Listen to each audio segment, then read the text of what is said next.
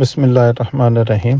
نور طیبہ channel سے اللہ بشکلیات۔ محترم ناظرین، مدینہ منورہ کی زیارت کے سلسلے میں آج ہم آپ کو سیدنا امیر حمزہ رضی اللہ تعالی عنہ کے مزار کی زیارت کروائیں گے۔ اور جیسا کہ آپ کو معلوم ہے کہ اسلام کی سیکنڈ جو وار ہے وہ غزوہ احد ہے، اور یہ احد کا میدان ہے جو ہم آپ کو دکھا رہے ہیں۔ یہ غزوہ احد کے میدان میں، احد پہاڑ کے دامن میں لڑی گئی تھی یہ جنگ۔ اس کے جنوب کی طرف حرم شریف مدینہ طیبہ کا اس وقت کا شہر تھا، اور یہ شمال کی سائڈ پہ جبل احد، جو احد سا پہاڑ کا سلسلہ ہے، جسے سرور دو عالم صلی اللہ علیہ وسلم نے جنتی پہاڑ فرمایا کہ یہ قیامت کے روز یہ جنت میں داخل ہوگا۔ اور آپ کی یہ بھی حدیث ہے کہ احد ہم سے محبت کرتا ہے اور ہم احد سے محبت کرتے ہیں۔ تو اس احد کے دامن میں پہلی جو اسلام کی وار ہے وہ بدر، دوسری احد اور تیسری غزوہ خندق ہوئی۔ تو یہ دوسری جنگ یہاں لڑی گئی تھی۔ تو یہاں پر آج ہم عشاء کی نماز کے بعد حاضری کے لیے یہاں ہم پہنچے، تو بدھ کا دن تھا۔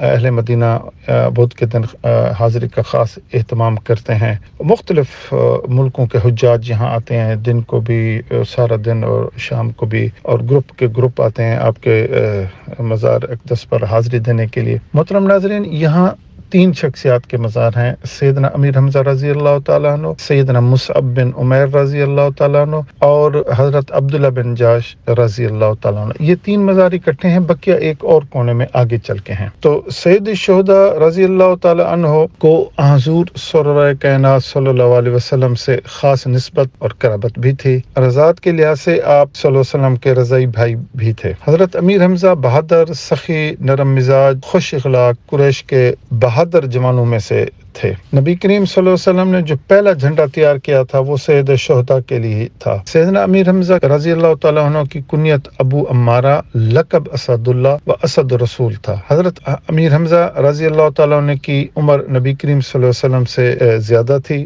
2 سال تقریباً۔ حضرت جابر رضی اللہ تعالیٰ عنہ روایت کہتے ہیں کہ قیامت کے دن اللہ تعالیٰ کی بارگاہ میں سید الشہداء جناب حضرت امیر حمزہ رضی اللہ تعالیٰ عنہ شفاعت کرنے والوں کے سردار ہوں گے۔ یہ حدیث مستدرک للحاکم میں موجود ہے۔ صحابہ کرام رضوان اللہ اجمعین نے فرمایا، جب سیدنا امیر حمزہ رضی اللہ تعالیٰ عنہ شہید ہوئے تو رسول صلی اللہ علیہ وسلم ارشاد فرمانے لگے، آپ کی جدائی سے بڑھ کر میرے لیے کوئی اور صدمہ نہیں ہو سکتا۔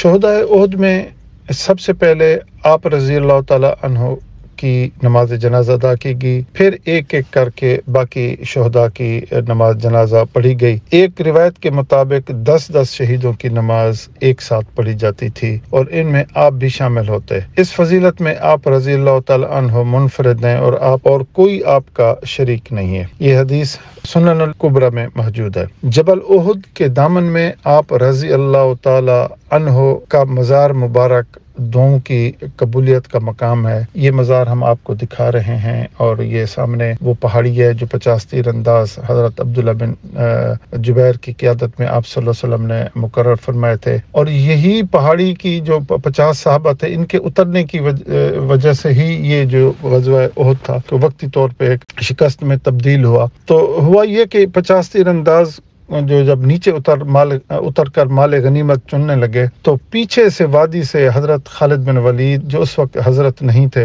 اور انہوں نے چکر لگا کر پیچھے سے اسی وادی سے اٹیک کیا، اور پھر اسی طرح پھر مسلمانوں کو کافی شکست اٹھانی پڑی اس غزوے میں۔ اس غزوے میں بڑے دورس اسباق اور درس تھے کہ آپ اپنے نبی کریم صلی اللہ علیہ وسلم کے حکم کی چھوٹی سی بھی خلاف ورزی کریں گے تو آپ کو اتنی بڑی سزا ملے گی۔ یہ غزوات اسلام کی تاریخ میں بہت تاریخی موڑ اور ایک سبق لے کر آیا، اور بتایا گیا کہ جو آپ اپنے نبی کریم صلی اللہ علیہ وسلم کی حکم کی اتنی تھوڑی سی بھی خلاف ورزی ہوگی تو اس طرح کا آپ کو تکلیف ہوگی۔ اور اسی پہاڑ کے مشرقی دامن میں چھپ کر وحشی نے حضرت امیر حمزہ رضی اللہ تعالی عنہ کو شہید کیا تھا۔ اور یہ جو پہاڑی میں آپ کو دکھا رہا ہوں، یہ 177 میٹر چوڑی اور 55 میٹر اور بلندی اس کی جو ہے نا کوئی 20 میٹر کے قریب ہے۔ تو محترم ناظرین، جبل احد کے دامن میں لڑی گئی یہ لڑائی اسلام کی دوسری بار، جیسا کہ میں نے پہلے عرض کی، اور یہ احد کے دامن میں لڑی گئی. یہ بہت ہی اسلام کی تاریخ میں اس غزوے کا بہت بڑا مقام ہے، اور احد پہاڑ کی زیارت کرنا، اور حجاج بڑا اہتمام کرتے ہیں، اور خاص اہتمام کے ساتھ حجاج یہاں سلام کے لیے آتے ہیں آپ مزار مبارک پر، اور احد پہاڑ کی بھی زیارت ساتھ ساتھ کرتے ہیں. صلی اللہ تعالی علی خیر خلقہ محمد و آلہ و صحبہ.